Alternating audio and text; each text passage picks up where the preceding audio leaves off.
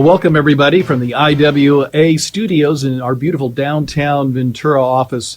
And also we want to acknowledge our wonderful Ojai office as well and the hardworking people and clients up there. We want to welcome one and all to our year-end town hall. This town hall is going to talk about the markets, reviewing what's gone on in 2025, but more importantly, looking at what's going on in the present as we look forward to 2026 and what can arise there. We'll be sharing quite a few things today. So why don't we get right into the presentation? Let's start with our agenda.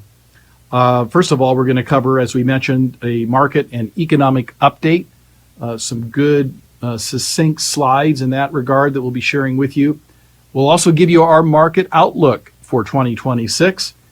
We're going to cover some financial planning reminders for 2026 as well.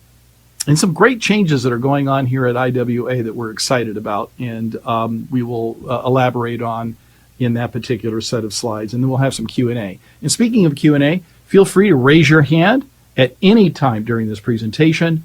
And our wonderful assistant in studio here, Gavin, will let me know, and you can ask away. Or if you want, at the end of the presentation, you'll be able to do that as well. There's also the chat feature. You can type in your question, and we'll make sure, Gavin will, to be monitoring that and let me know if there are any questions in that regard.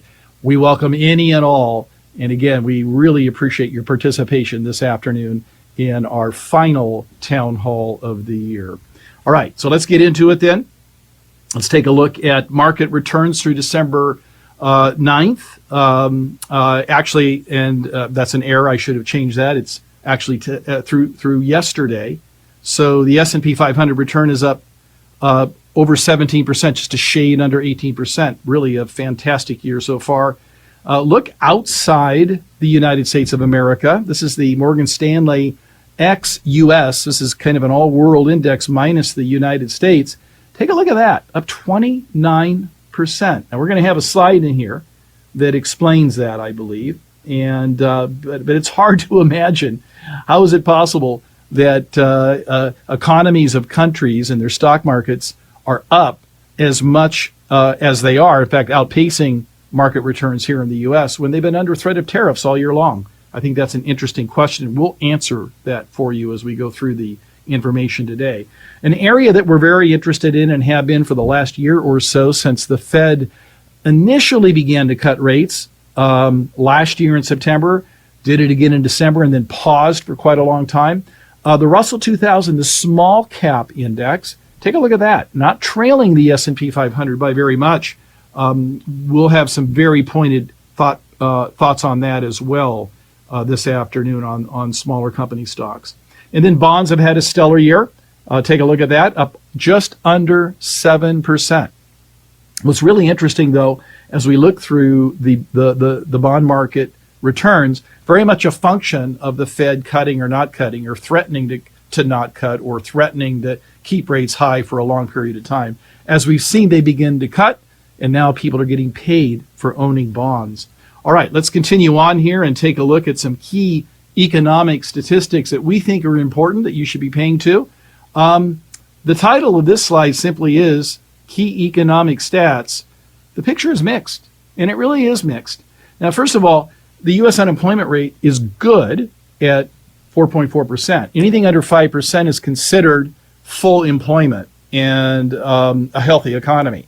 However, 4.4% has been creeping up over the last many, many months and quarters.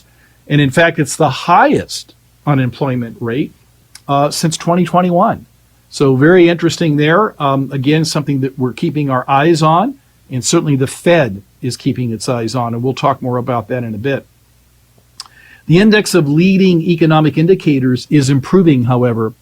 Since COVID, we've had a wild ride up and down in economic indicators, and here we are at the end of 2025, and we've been through a period, and we're going to share that right now with this slide here, of this index of 10 leading economic indicators now starting to move up nicely. As you can see here, all of the blue are periods of time where the index of leading economic indicators have fallen dramatically.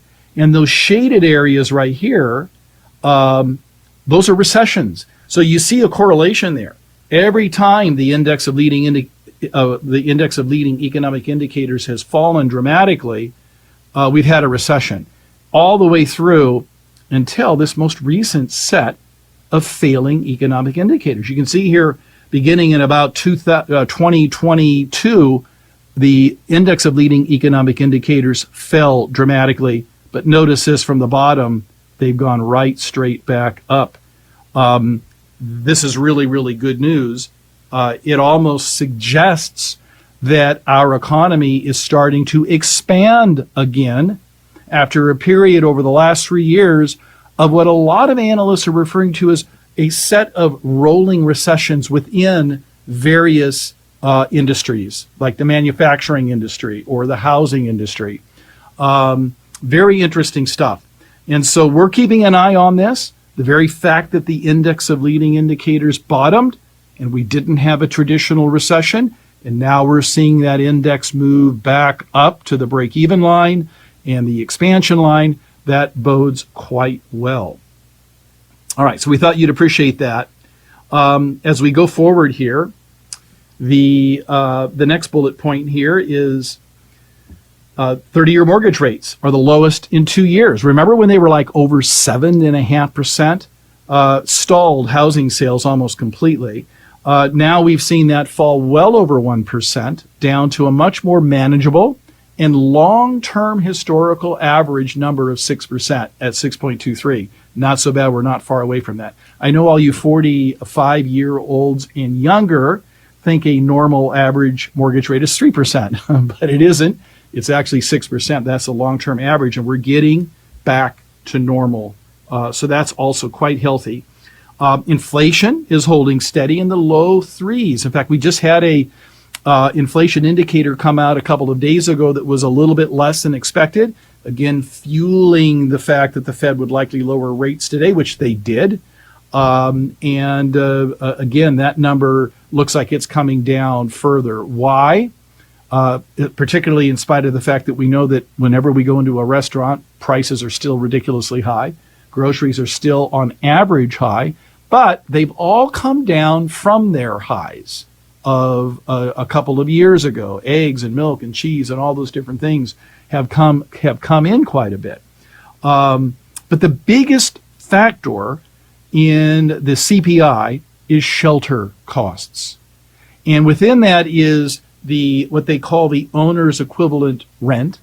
And then they look at rents themselves. Now, interestingly, wherever you live, particularly if you live here in Ventura, Oxnard, Camarillo, you see nothing but building of apartment units. Just a massive amount. In fact, there's a glut of apartment units. This is happening all over the United States of America. So what's happened?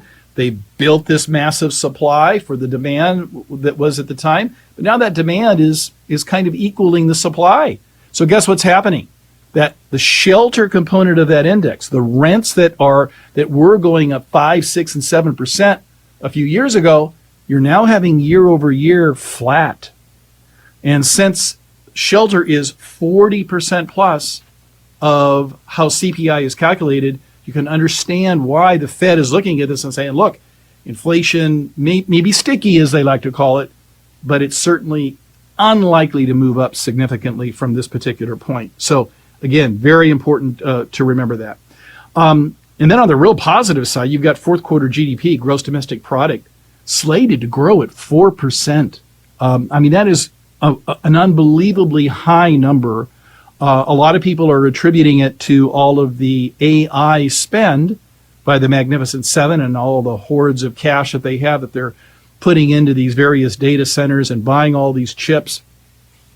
But most economists think that's only accounting for about 1% of GDP growth. So even if you took that 1% out and you had a 3% GDP growth number, that's a significant number. That's a very big, healthy growth number for an economy as large as the United States of America's.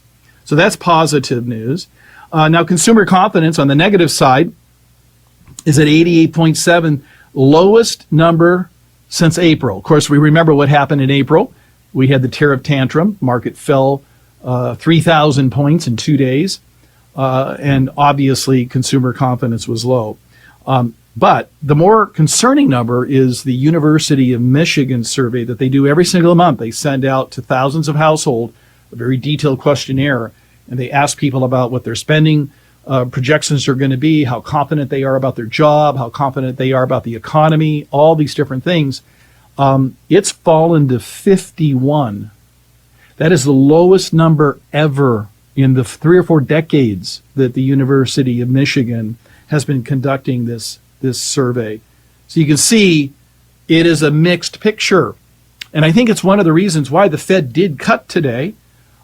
This is by no means the end of the world. It is by no means suggesting in some way that we're going into a recession anytime soon. We don't believe that. And we think the data points that we're going to share today prove that. But it is a mixed picture at present. Now, what's really interesting, this University of Michigan number at 51, the lowest ever, and then the consumer confidence number at 88.7, the lowest since April. It's not affecting retail sales.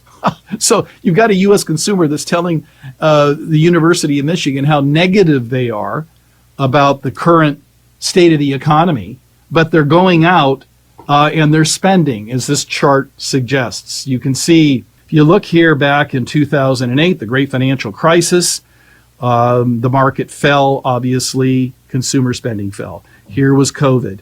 But look at all the other periods of time, up, very steadily up, I might add. And again, here, we're in the early years of a steady move up. And even though in all of these periods of time where there was a steady move up, there were myriads of geopolitical and short-term economic fears and all sorts of other negatives that we are faced with every week and every month that really didn't cause the consumer to slow down their spending.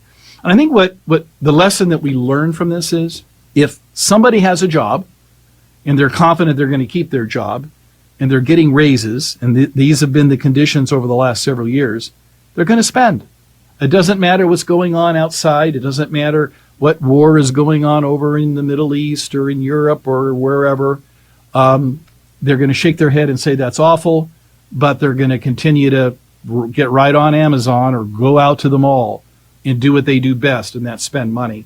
And we think that's going to continue, again, for reasons that we're going to share here. In fact, this slide here, the potential for this economy looks very promising. First of all, as we've mentioned, the Fed is lowering rates. They did it again today. Just a month ago, the odds of them lowering rates, if you tune into the financial media, were 30%. Well, they lowered rates today. So much for the economic prognosticators out there. They see this economy in the right lens. It is a mixed economy, and their number one mandate is to keep prices stable. The number two mandate is to keep employment healthy. And with recent unemployment reports coming out that were mixed, some poor, some okay, clearly it indicated a cut today, and that's exactly what happened. So the Fed is lowering rates. That is a promising thing. The extension of the current tax law that occurred back on July 4th of this year, along with some of the key features, one of which is the 100% expensing. If you're a small business owner or a large business owner, you go out and buy a plane or a bus or a giant piece of machinery or a copy machine for your small two-person office. Instead of depreciating that over a period of years, you get to write the entire cost off in the year that you purchase it. You talk about juicing and stimulating capital expenditure or CapEx spending. That certainly is something that is in our expectation there. Most folks are going to receive larger refunds in 2026. And of course, we know what people are going to do with their refunds. I don't think they're going to save them. I doubt they're going to pay off credit cards. If they do, they'll pay off the credit card and then they'll run their credit card right back up to where it was. Why are they going to receive these refunds, however? Let's take a look at it. Well, Oxford Economics estimates that there will be an additional $50 billion in increased refunds. Piper Sandler thinks it'll be as much as $91 billion. Regardless, the average is hundreds to $1,000 or more increase in filer refunds that will be hitting in May, June, and July of this year. Again, whether it's 50 billion or 90 billion or some number in between, that is a significant stimulus to retail spending and consumer spending. So why is this happening? Well, again, it was the tax bill that was passed back on July 4th. The beneficiaries of this, mainly middle income filers. Interestingly enough, if you're a higher income individual, defined as someone married filing joint making more than $150,000 a year, the benefits phase out. So $75,000 for a single. So why is this? Well, it's no tax on tips, no tax on overtime, and then the new $6,000 age 65 plus deduction that you get. So again, a married couple, 65 years of age or older, not only do they get that significant $32,000 plus standard deduction, but on top of that, they get another $12,000. Again, very much juicing refunds and obviously spending. And we think that's very bullish for the economy. As we mentioned there, it's very promising in that regard. We know there's lower regulation that is hitting and that is coming. That also will spur business development. And then there's the almost $12 trillion in domestic and foreign investment that's been announced. Many of these projects have already broken ground. A lot of this is AI spending, these data centers. A lot of it is manufacturing. And then the number 3 beneficiary of this nearly $12 trillion in spending is the pharmaceutical industry. Remember back in COVID, we found that we were relying on foreign entities, particularly China, for a lot of our product that makes pharmaceuticals. Well, guess what? That's now being onboarded here in the United States of America. So again, very, very, very good promising events there. And then AI is really beginning to make a difference. As you read some of the reports of corporate earnings, read through reports as I do, you're starting to see a lot more mention of productivity gains as a result of AI. Matter of fact, MIT did a recent study, it came out a couple of weeks ago. They said that today, and this is a little chilling, today AI could replace 11% of all workers in the US. It's a little scary, isn't it? So that's the dark side of this. Now, certainly that's not going to happen now. That's going to happen gradually. But it does illustrate the productivity and efficiency benefits of artificial intelligence. And so we're starting to see that make a difference. Again, why are we putting this here? Well, obviously, you have AI in your business, as we do here. You are more productive. You are more efficient. You can see more clients. You can enjoy more revenue. This is what's going on across small, medium, and large corporations throughout this land. And that, of course, leads to greater profits, which leads to higher stock prices. This is a very important thing that's going to help for a long time. And speaking of profits, corporate profits are at an all-time high. We've shared this slide before, but we'll do it again. If you take a look at that, the top, the orange line, those are U.S. corporate profits. You can see that, again, in 2008 they fell. Again, during COVID they fell. But look at this, straight up since COVID, and they are at an all-time high. Now, interestingly, positioned right below the line is the S&P 500. And you can see it basically follows profits. So again, not to be oversimplistic, but again, I think it's quite logical, and I think it's a great argument to say, look, if you want to know where the S&P 500 is going and other stock indexes are going, just look at corporate profits.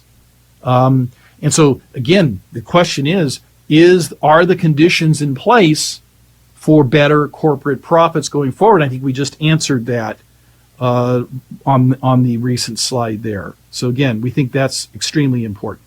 So where is all this leading to in terms of what our investment strategy is going to be in 2026? All right, let's take a look at it. Well, first of all, there should be a broadening out of this bull market. As you've heard me say, 22 was a bad year for all stocks. But in 23 and 24, you had the S&P up 20% plus. But if you took out the Magnificent Seven, the S&P 500 was up 0. So you had this very unhealthy overweighting in tech, while all these other great companies that were making money and paying dividends as a group weren't going up at all. We see that changing. In fact, it is changing before our eyes. It's one of the reasons why smaller companies are starting to perform almost as well as larger companies on the S&P 500. So that's going to be important in terms of how we position client assets. And so this next slide will help you see that. We're going to have an allocation to smaller companies through mutual funds, through ETFs. We don't need to pick the one winner. We do want to pick the class, because everything about small cap is starting to look better. And this would also include mid-sized companies as well. You'll see that in our allocations as well. Dividend-paying investments do well in a lower rate environment. And you all have seen the dividend-paying stock fund that we've had in portfolios over the last year and a half or so, in anticipation of the Fed cutting rates and the economy getting better and the market widening out. When you have a set dividend stream and the Fed is raising rates, the value of that stream goes down. Conversely, if you have a set dividend stream and the Fed is lowering rates, the value of that set income stream is more, it goes up. It's more profitable.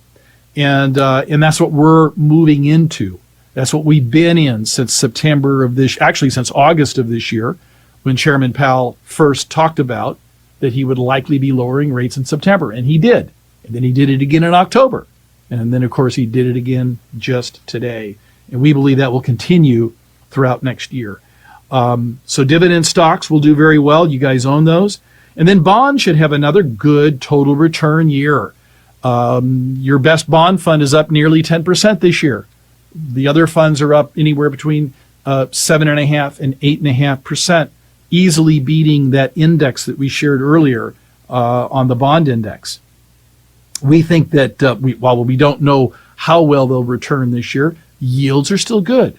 You're still getting safe yields from 4.5% to nearly 6% right now. So if you get the yield and the Fed is cutting, the underlying value of those bonds will go up. And then here's something a little bit more speculative. Should a trade deal result with China, those stocks are wildly undervalued and they're wildly profitable. Now, we're not going to take a direct China stake, but the international exchange traded fund that we use, the one that's up nearly 30% this year, they've got about a 20% exposure to China. And this year has been a very good year for the Chinese exposure. That's one of the reasons it's up 30%. We get a trade deal, that's going to continue on. And we think the right way to address the China trade play is through an ETF where you have Europe and other parts of Asia, other parts of the world, and then have that one position, that allocation of about 20% in China. So those are the areas that we think are going to do really, really well this year. And so we are ready for what we think is going to be a fabulous 2026 for the economy, for U.S. corporate profits, and then, of course, for stock prices. Now, I'm sure you're all wondering, why did I play Prince in the warm-up music? Party like it's 1999. Well, I have a feeling that we're heading in that direction, at least as far as stock prices go. You've heard a lot of talk about a bubble. And of course, if they're talking about a bubble, that is the first sign that we're not in a bubble. Matter of fact, we're not anywhere near a bubble. I think the bubble is the talk about the bubble. But I do believe that we are in a very similar place to where we were 30 years ago in 1995. So forget about partying like it's 1999. We're going to party like it's 1995. Let's share this next slide with you here. What you've got here is a revisitation to 1995 to 1999. And you take a look at that purple line, and that's the Fed funds rate. Okay, and you can see that over that period from 1995 to 1999, the Fed was lowering rates. All right, if you take a look right here, the Fed started lowering rates, and then this orange line is the S&P 500. Take a look at that correlation. Fed lowers, market goes through the roof. The Fed pauses, the market keeps going through the roof. Look at this. They did a temporary hike in 1997. The Fed raised rates a little bit, and look what happened. Market went down. Then they paused, and the market went up. Then they lowered rates significantly, and the market went up a whole bunch. And then they started raising rates, and you can see the market went down. Then they paused, and the market went back up again. It's like I talked about earlier. Why is the international stock markets, in spite of the fact that they've been threatened with tariffs all year long, why have they consistently outperformed the U.S. stock indexes all year long? It's not just been since the tariff thing got resolved, and the max tariffs are basically 15%. It's been all year long.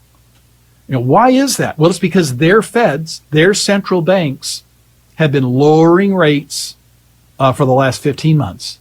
Central banks of Asia, central banks of the Euro Union, and elsewhere, they've been collectively lowering rates. We were the outlier during that period of time, and now we're joining the party. It's one of the reasons why I'm so bullish about next year, in addition to all of the other positive economic data that we shared with you guys in terms of what is going to result in higher U.S. corporate profits. So very, very interesting stuff. Now, this was a 5-year period where there was a lot of volatility. You can see there was some big volatility here and some more volatility here and here.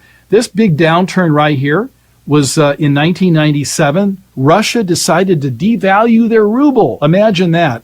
Of course, back then, Russia was a much more important player in the world economic stage. They're a zero now. And so that was a huge collapse. And then this downturn here was the Asian contagion. There was a crisis in Asia in their currencies. Same thing happened there. But both events were resolved, and there was a nice recovery.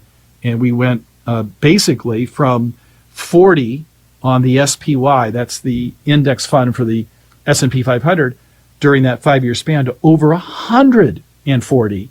So more than a tripling of value. Now, I'm not predicting that that's going to happen, but I do think, while history doesn't repeat itself exactly, as Mark Twain said, it often rhymes. And I see a lot of the same things in place going on right now. Innovation like crazy, CapEx spending like crazy, a new tax bill that really benefits the middle class, as well as business spending. We have the ingredients for something that could rhyme with this. So we thought you'd appreciate that. Now, one other slide. We do like slides, as you can see. This is the last 10 years. And you can see we've had an enormous amount of volatility.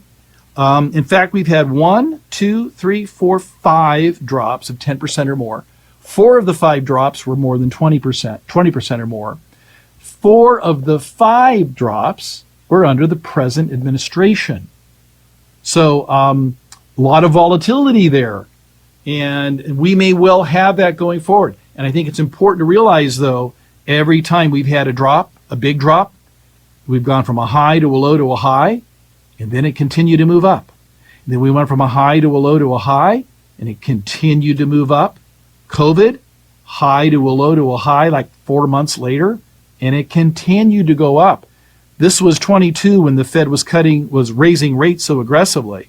High to a low to a high. It was a 2-year period where the market took to get back to its old highs. But after it got back to its old highs, look what it did.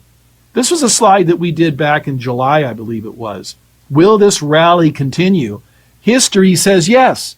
And in fact, back in July, it had already begun to rally, and we know that it is now back to nearly all-time highs again. And we feel it has a long way to go. Why are we sharing this? It's a reminder that even during bull markets, you have volatility. You have lots of opportunities to make mistakes. And that's one of the reasons why we're here, is to keep you in the market, but not just tell you to stay in the market, give you reasons why you should stay in the market. Fact-based rationale. And that's what we will intend to do. We don't think that this is going to change over the next 5 years. We think there will be plenty of periods of volatility over the next 5 years. But as long as the factors stay in place, the Fed lowering, investment in this country, all the other things that will aid consumer spending, and at the end of the day, corporate profits, if those things stay in place, the market will go higher, as it always has done before. So, try to resist this. The great Peter Lynch, who ran Fidelity Magellan back in the 80s and 90s. Everybody says don't try to time the market, but I love his rationale. He says far more money has been lost by investors trying to anticipate corrections than lost in the corrections themselves. So we would have just left everything alone. You'd have been just fine. You would have gone from 40 to 140 in that 5-year period of time back between 1995 and 1999. And of course, you know us, we can't resist a good deal when the market does go down. When you do have big sell-offs, that enhances returns. So we thought we'd share that with you there. All right, now let's talk about some of the things that are going on here at IWA. Some really cool stuff is going on. As you know, over the last couple of weeks or so, you've been contacted by us. An email went out yesterday announcing our move to Schwab. We think this is going to be really good for everybody. Schwab is well-known name, very, very reputable and respected. They have amazing technology. We will benefit from that, but so will you, by the way. The login experience there is so much better. Real-time data, a lot more research opportunities for you, for those of you that like to go in and do some research. We think that's going to be really cool. So you'll be getting an email package from our office as well as the Ojai office with a set of e-signature ready documents. Please get on that as soon as possible. Our last day at LPL will be the 17th of this month. So after that, we won't have access to your accounts. We won't be able to do any trading. We won't be able to help you with any service issues unless you call us here, and then we both call in together, which we're more than happy to do. So we know this is a little bit of a frustrating time and little confusing, but once it's done, you're going to be so much better off. We're going to be so much better off enjoying the simplicity of having one vendor as opposed. We're also introducing a new software package for performance reporting and a lot of other things. So we're going to talk about that here in a minute. And then you may have gotten the notification that we've got a brand new website. I think you're going to be super excited about that. And then we just did our very first client satisfaction survey, and we really want to thank all of you for taking the time. We've gotten a whole lot of great feedback from you, and we really, really thank you for that. So let's go in and take a look at some of these things individually. Schwab is a respected name, as I mentioned before. Superior customer service. Your log-on experience is going to be way better with Schwab than it has been at LPL on many, many different levels. Our staff is going to enjoy a much better experience as well. There would be 20-minute wait times when we call LPL.